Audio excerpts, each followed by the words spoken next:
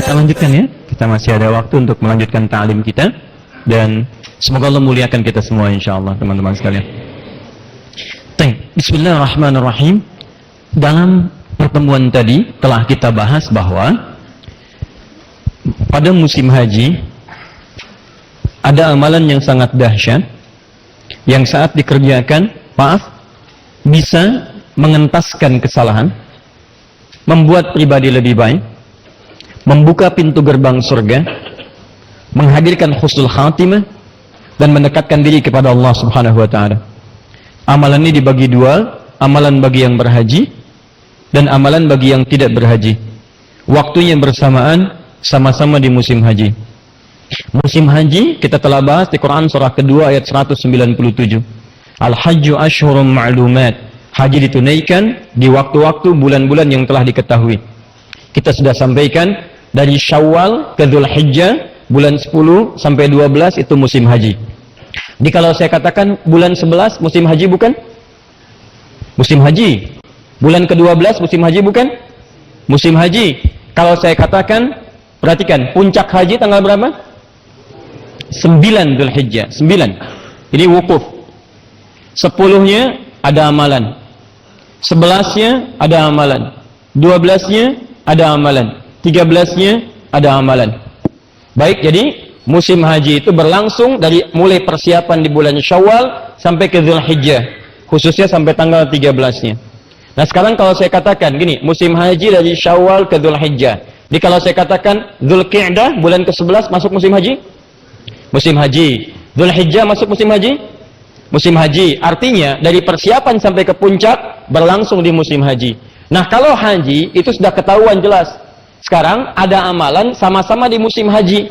Waktunya musim haji, ketika dikerjakan nilainya sangat luar biasa. Bahkan jika dikerjakan dengan benar, esensi haji bisa diraih juga oleh orang ini sekalipun tidak menunaikan haji.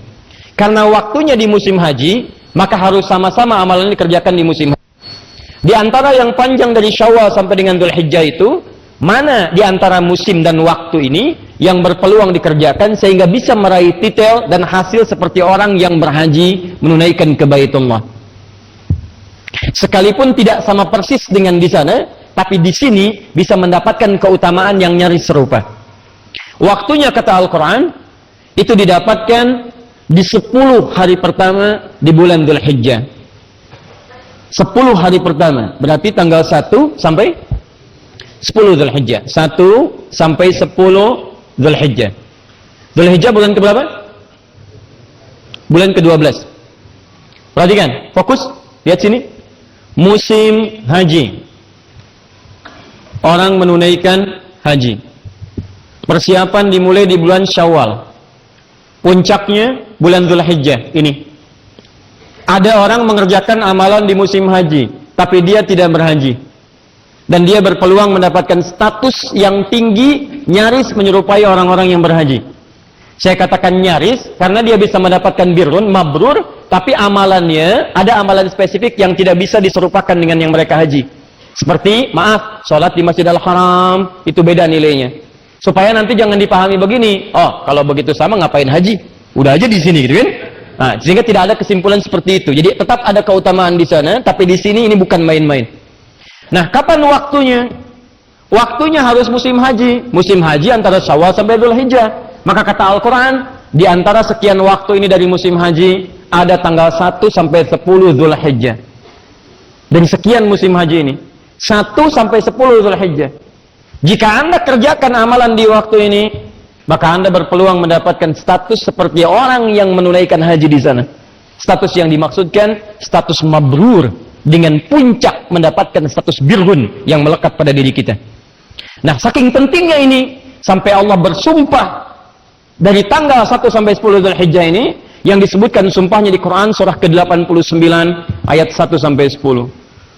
Wal fajr. Dimulai dengan fajarnya di hari ke-10-nya. Wal fajr. Saya bersumpah demi fajar khusus, bukan fajar biasa.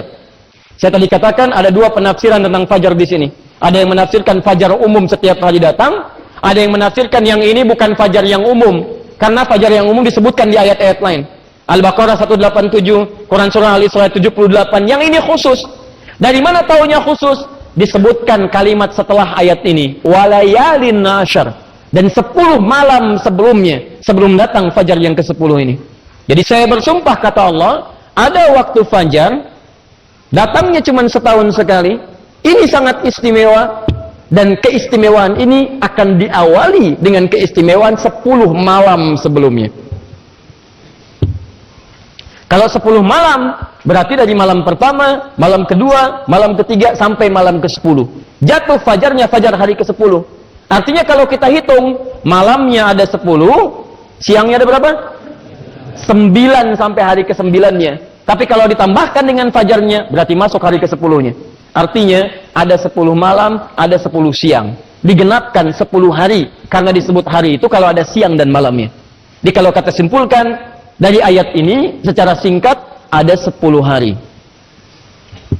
berlangsung di bulan Dzulhijjah. Baik, 10 hari berlangsung di bulan Dzulhijjah, yang kalau Anda kerjakan amalan khusus di hari-hari ini, maka Anda berpeluang mendapatkan status mabrur seperti orang menunaikan ibadah haji ke kota suci sana. Paham di sini? Nah, sekarang bagaimana cara menyimpulkan, mendapati kesimpulan itu? Membaca isyarat ini, jangan simpulkan sendirian, karena tidak akan pernah sempurna memahami agama sendirian.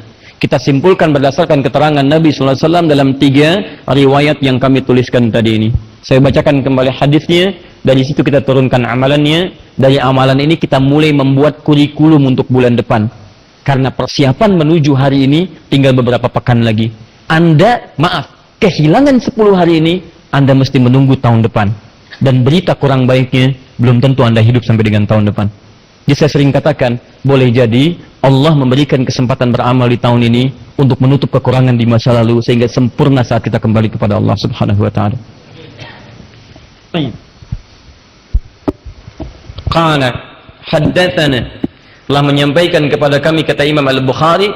Kemudian langsung masuk ke rawi terakhir, an Ibnu Abbas radhiyallahu ta'ala anhuma qala, hadis riwayat sahabat Ibnu Abbas, semoga Allah meridai kepada beliau dan kedua orang tuanya. Beliau menyampaikan, qala Rasulullah sallallahu alaihi wasallam, Rasulullah sallallahu alaihi wasallam sekali pernah bersabda, ma min ayyamin, tidak akan pernah Anda dapati bilangan hari dalam setahun. Di setahun, hitungan 365 hari itu kurang lebih, Anda nggak akan pernah dapati, kecuali di hari-hari khusus. Nggak semua hari 365 hari ini. Anda tidak akan pernah dapati perjalanan hari al-amalus shalihu fiha, yang saat Anda mengerjakan amal soleh di hari-hari ini saja, ahabbu ilallahi, maka amalan Anda akan naik statusnya, langsung dicintai oleh Allah Subhanahu wa ta'ala. Allahu Akbar. Jadi kata Nabi, ada beberapa hari saja dari perjalanan hari selama setahun yang Anda lalui. Misal, kita ambil cepat contoh saja.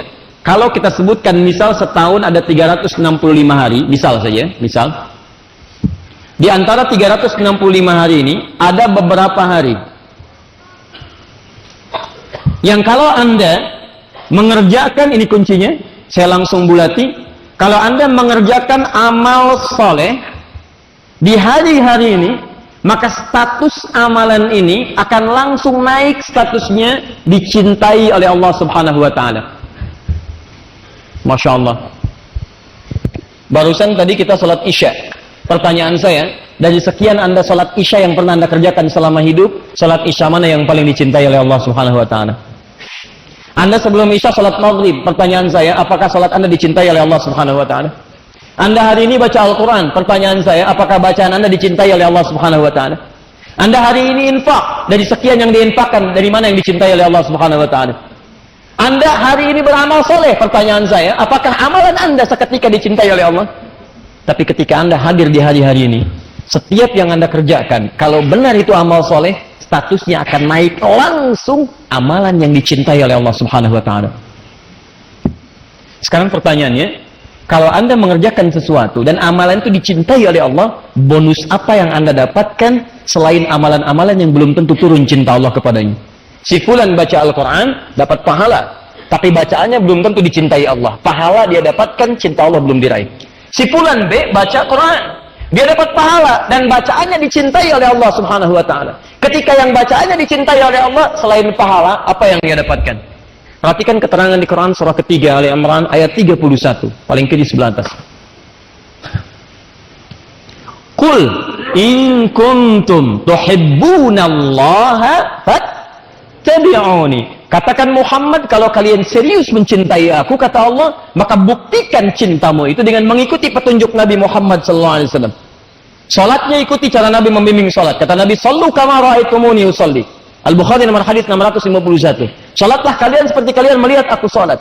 Puasa, ikuti cara Nabi puasa. Makan, ikuti cara Nabi makan, dan seterusnya. Begitu kita ikuti dari bangun tidur sampai dengan tidur kembali, sampai dirangkum oleh Imam Al-Bukhari dalam kitab Sahih Al-Bukharinya, sampai beliau beri nama kitab Sahihnya bukan sekedar kitab.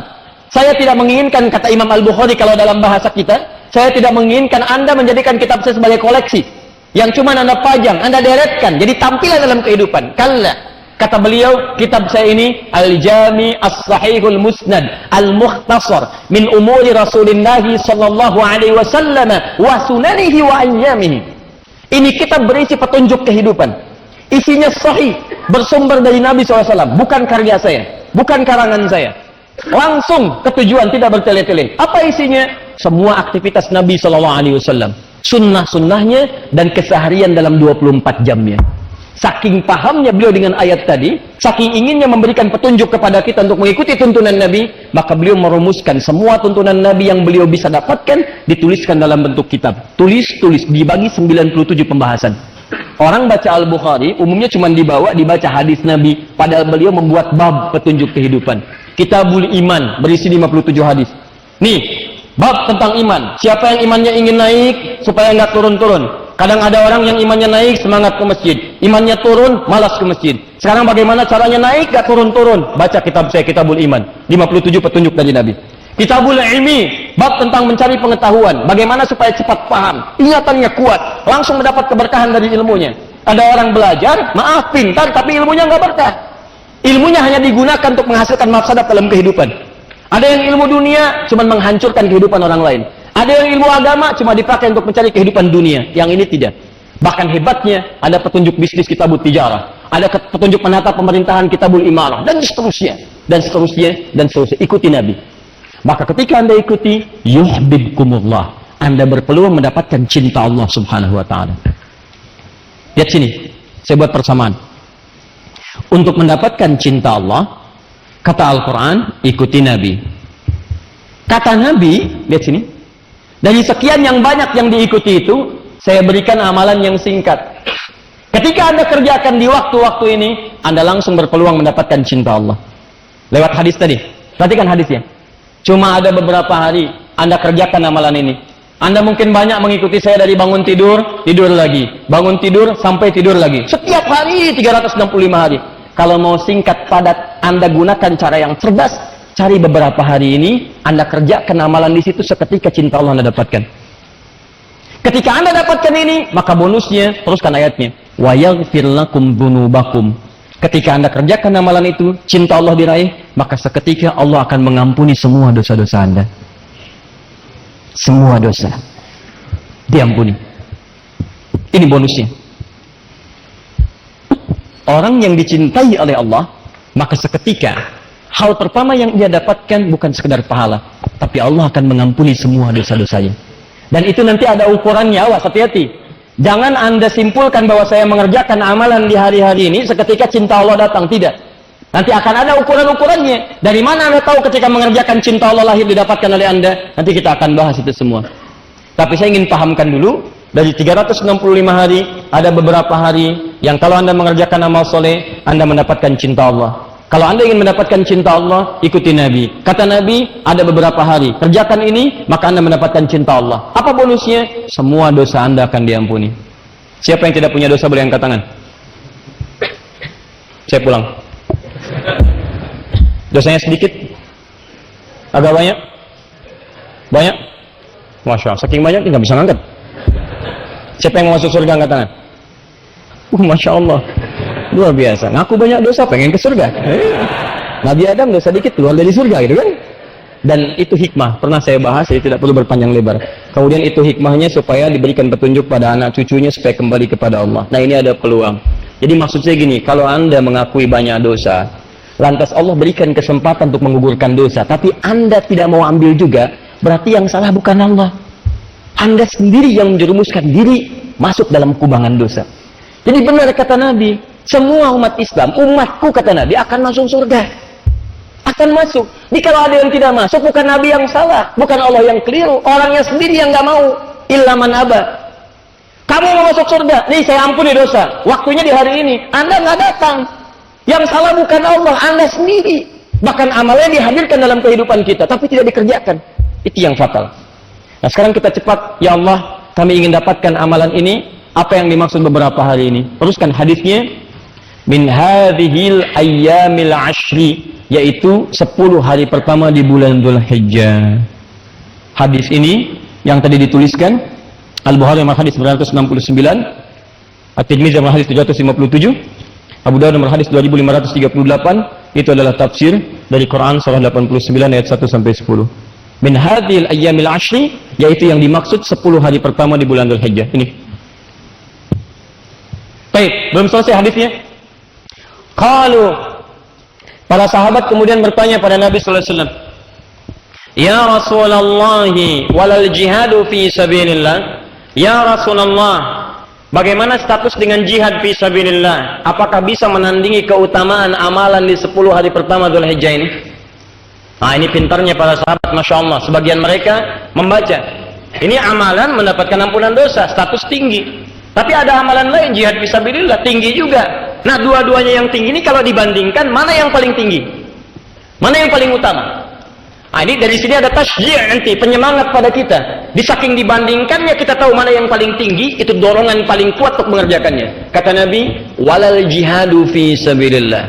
Bahkan jihad fisabilillah yang standar pun tidak akan mampu menyaingi keutamaan amalan di malam ini, di hari-hari ini.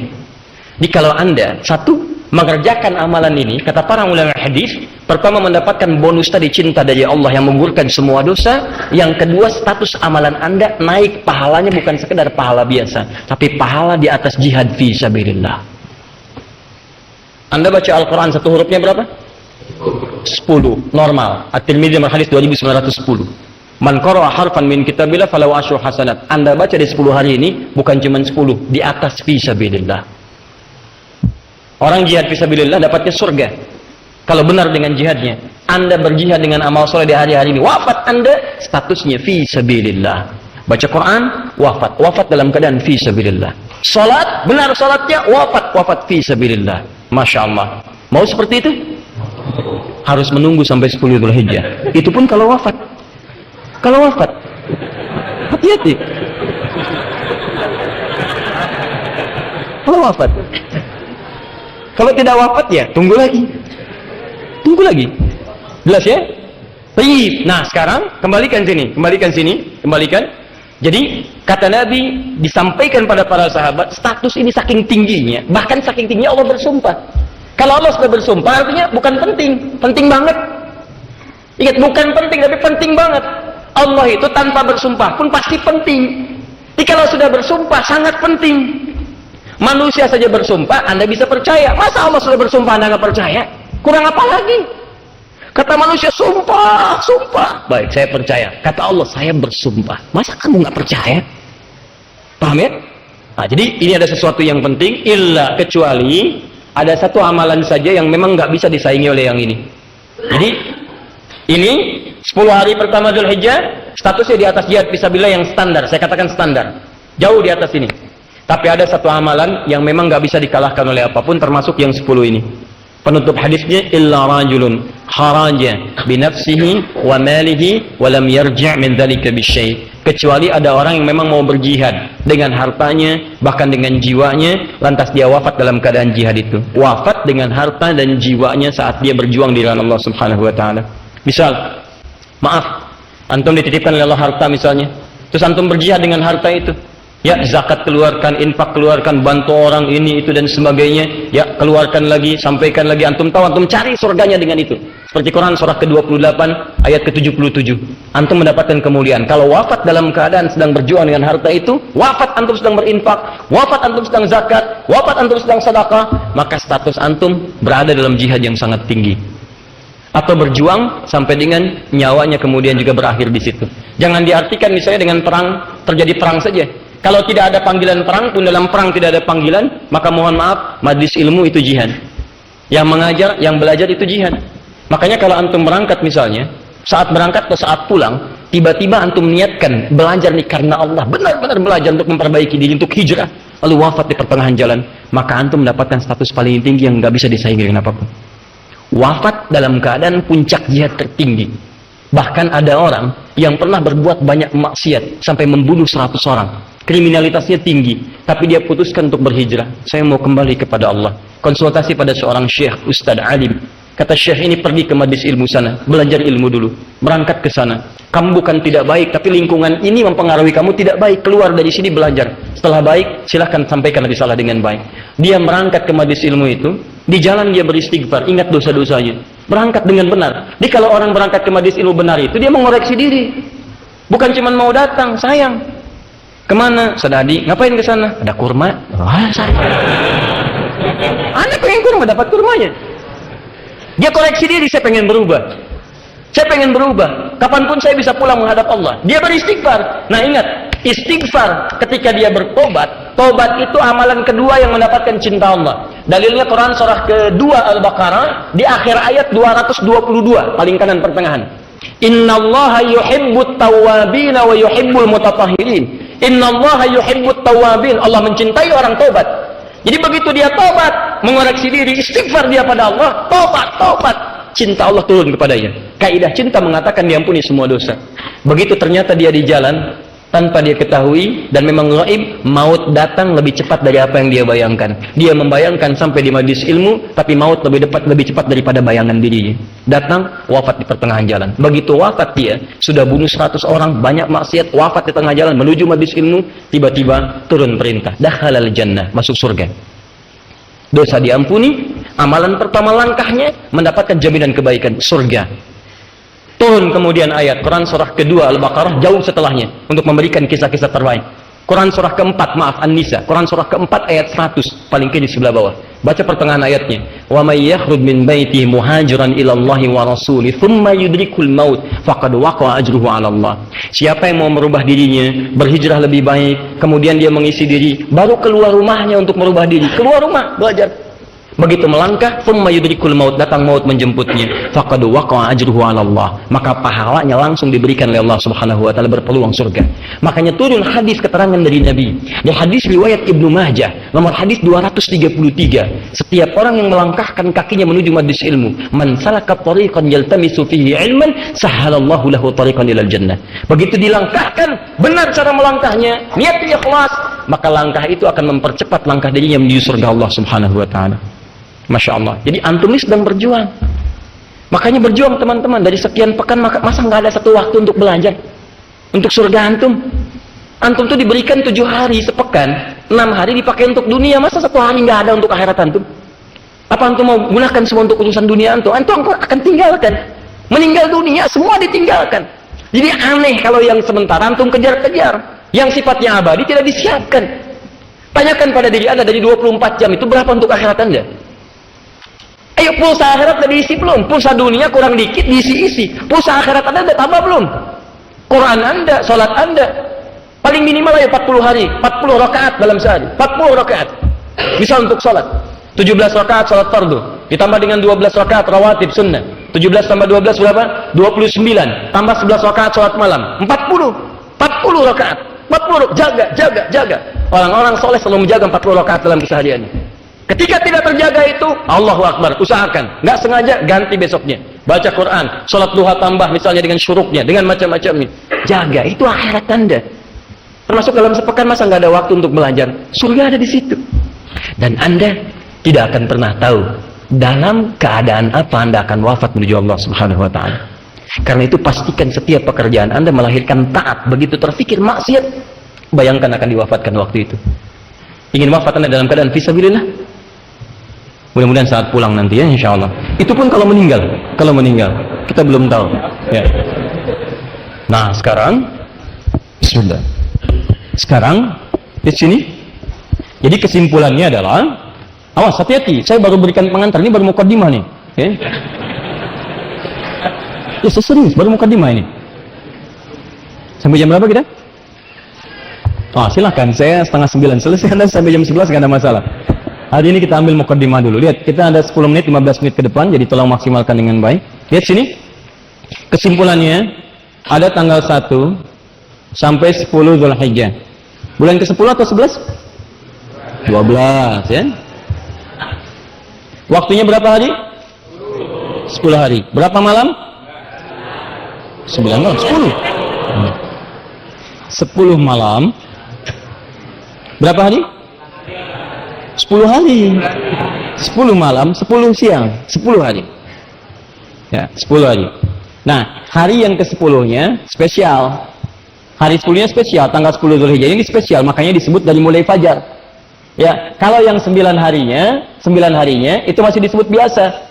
10 malamnya bagus, tapi hari yang ke-10 sudah malamnya istimewa, paginya istimewa, siangnya juga istimewa.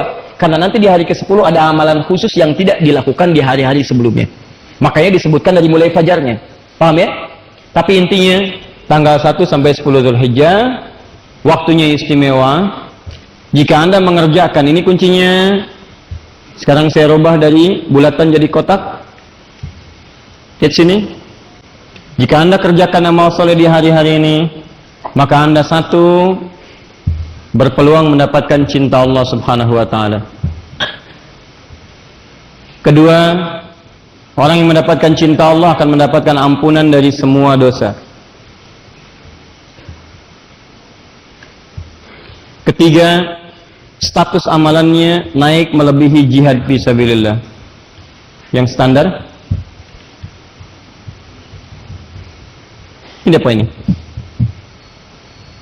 Dan di atas semua itu, esensi semua ini akan mendapatkan birrun yang menghadirkan takwa di hadapan Allah Subhanahu wa ta'ala. Bukankah orang dalam haji ketika di Arafah dia wukuf untuk beristighfar, mendapat ampunan? Lalu dia melontar jumrah untuk diampuni dosa-dosanya? Bukankah ini ada di sini? Bukankah orang haji mendapatkan cinta Allah? Ada di sini. Bukankah amalannya menghadirkan surga dan dia berjuang fisabilillah? Bukankah ada di sini? Nanti kita akan lihat. Ketika Anda benar mengajarkan ini, ada satu hal yang sangat dahsyat akan terjadi dalam kehidupan kita.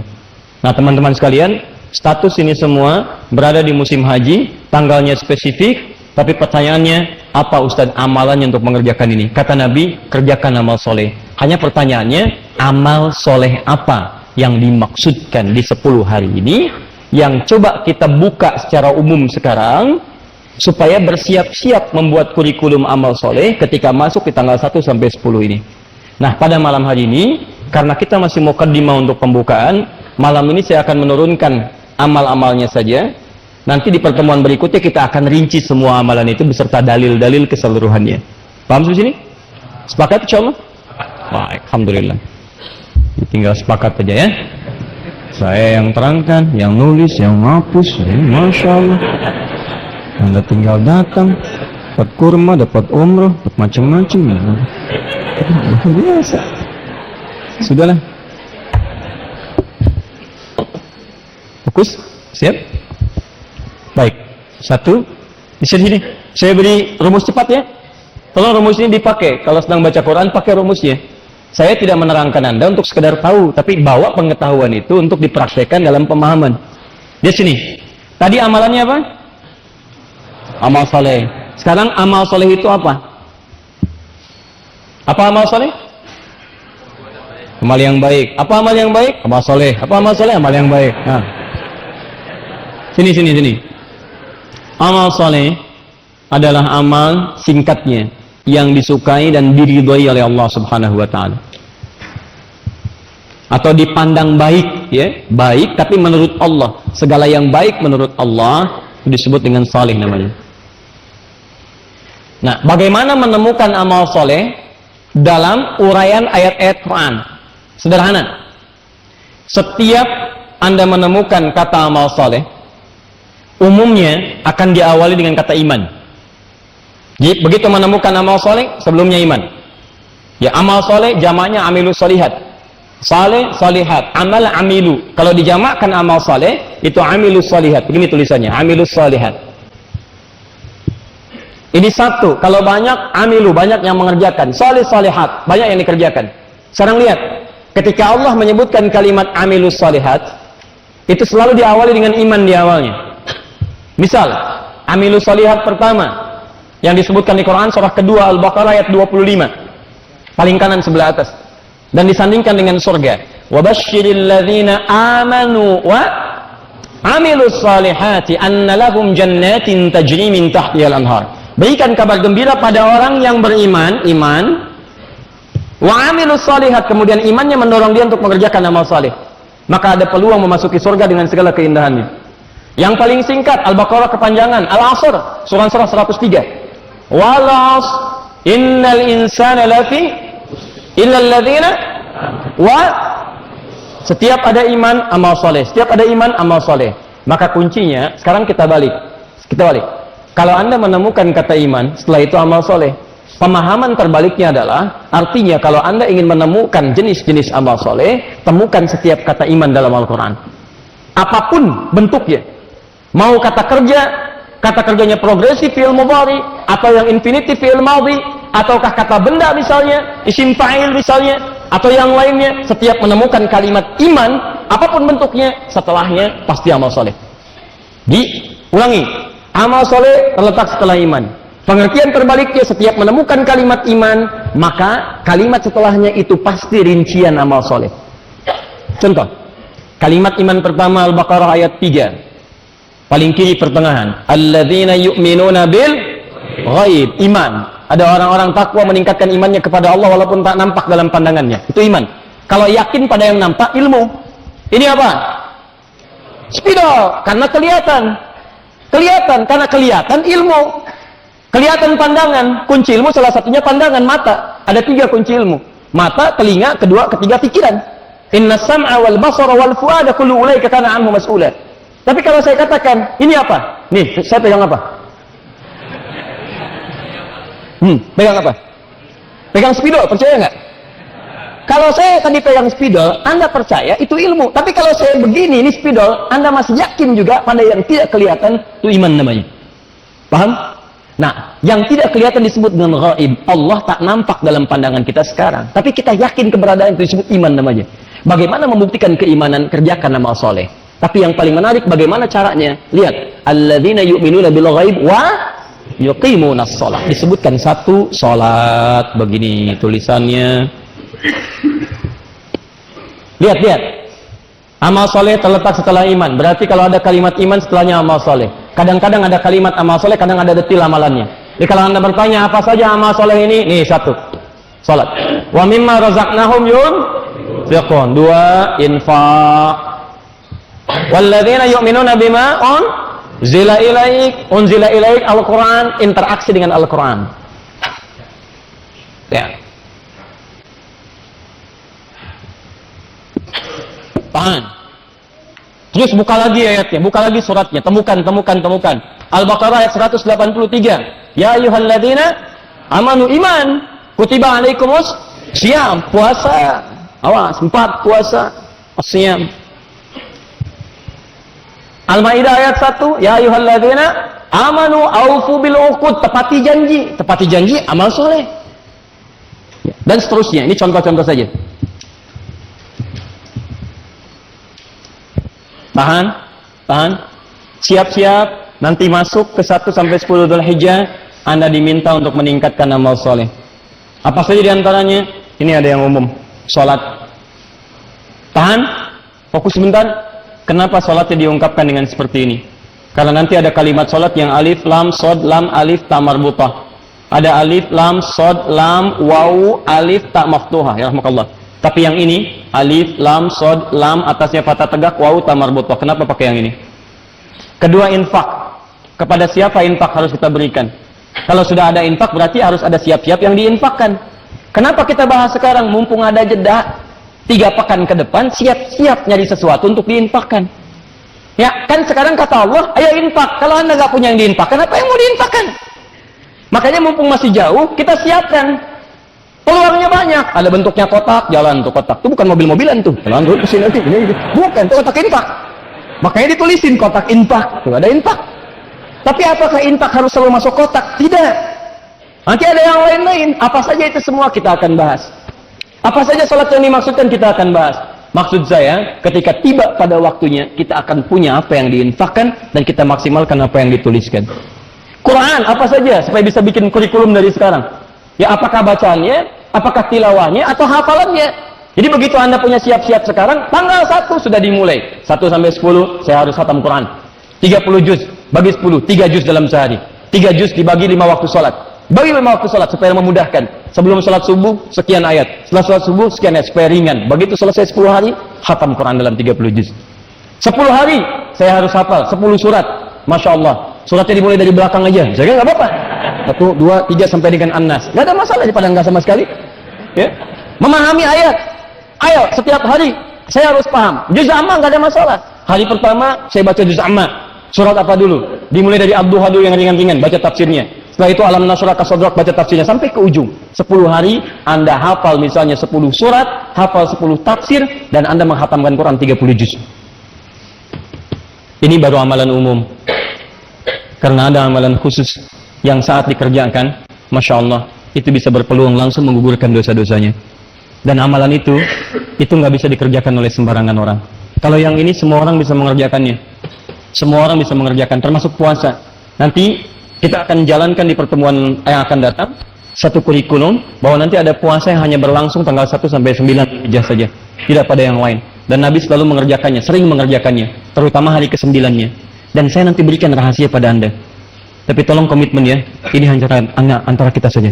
Ingat baik-baik ya, ini hanya antara kita saja. Nanti saya terangkan insya Allah kalau masih ada waktu pekan depan, ada 1 hari dari 9 hari ini yang kalau Anda kerjakan, nilai puasa Anda bisa serupa dengan nilai orang wukuf di sana. Bukan sama pahala dengan wukuf ya, bukan. Hasilnya bisa sama dengan orang yang di sana. Jadi orang di sana diampuni dosa, Anda di sini pun akan seketika diampuni dosanya oleh Allah Subhanahu wa taala. Ini amalan umum. Amalan yang khusus cuman satu saja. Ya, yang hari ke-10 sudah masuk di sini. Ya, nanti kita turunkan. Salat apa saja? Ada amalan khusus? Cuman pada saat bulan ini saja. Bahkan bisa disiapkan dari sekarang, Anda bisa mencarinya untuk menyiapkan di waktu yang akan datang, yaitu kurban.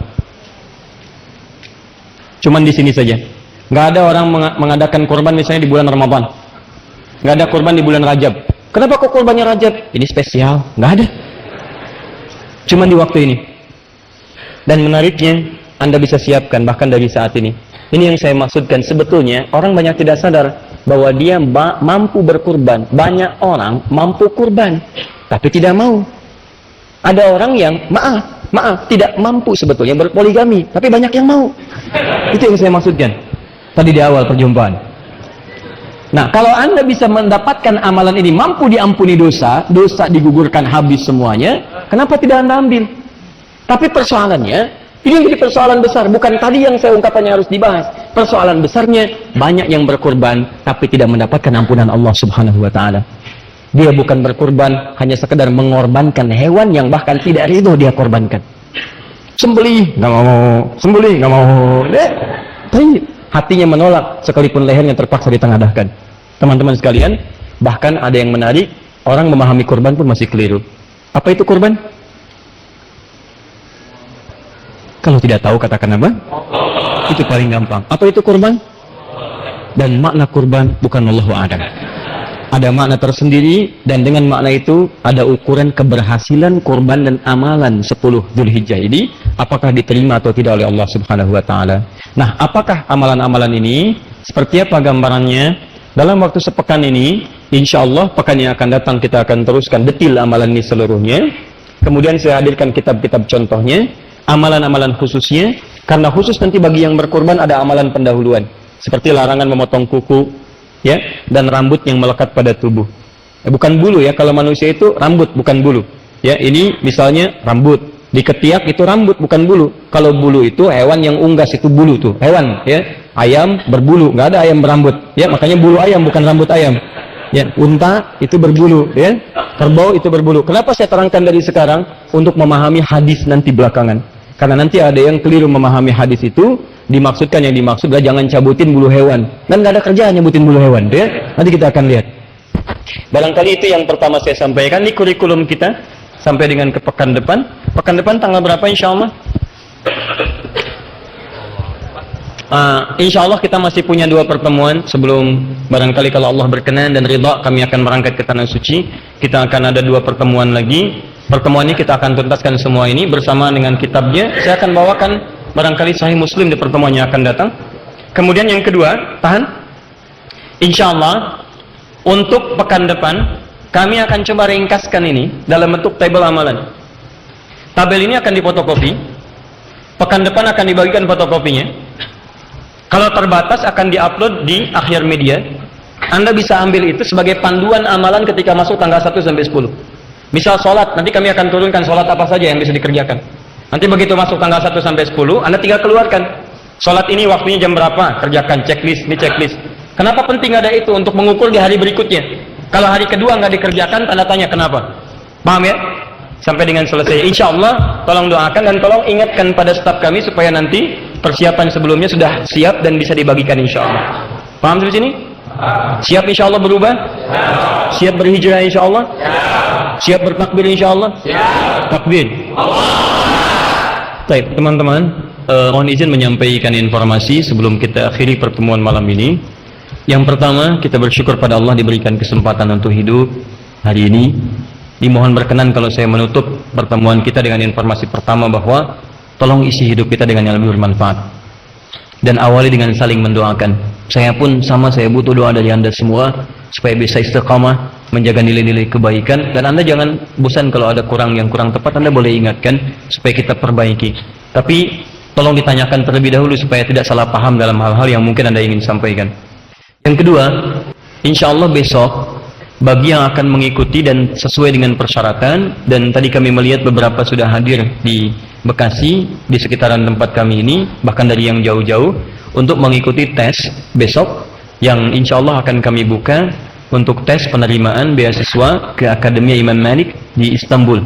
Yang sudah nanti hadir atau bersiap untuk besok, waktunya ingat betul, itu jam 1 sampai dengan jam 3. Jadi ba'da Jumat jam 1 sampai jam 3 berkumpul di masjid ini. Ya, besok nanti saya akan berikan kejutan.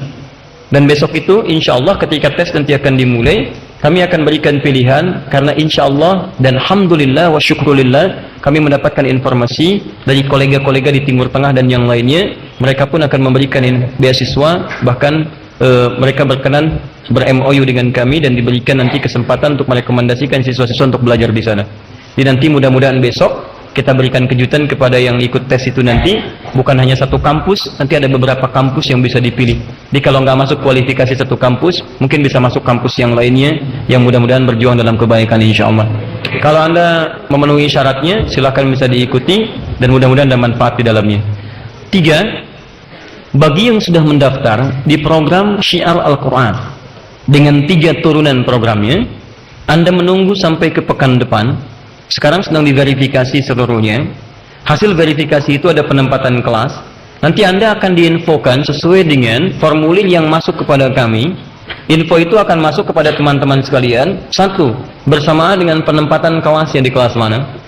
Yang kedua, waktu belajarnya kapan. Kalau Anda nanti akan berkenan ikut datang ke Bekasi, saya sudah siapkan satu tempat dengan 4 kelas, dengan 4 jurusan atau kategori yang telah disampaikan sebelumnya.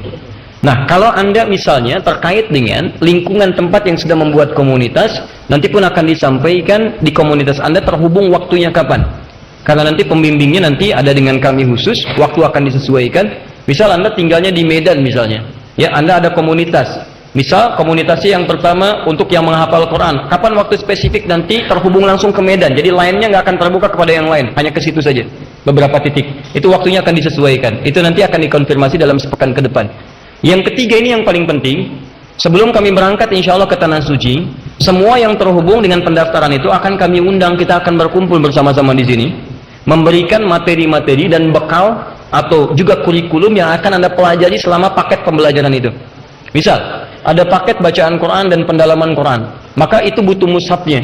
Ketika Anda datang, kami akan bagikan mushafnya, dan itu tidak akan dijual. Anda akan hanya menerima secara cuma-cuma, Anda dapatkan itu, Anda bawa. Kemudian misalnya ada paket untuk kelas-kelas profesional. Ada kalangan yang pengusaha, ada dokter, ada ibu rumah tangga, ya, dan seterusnya.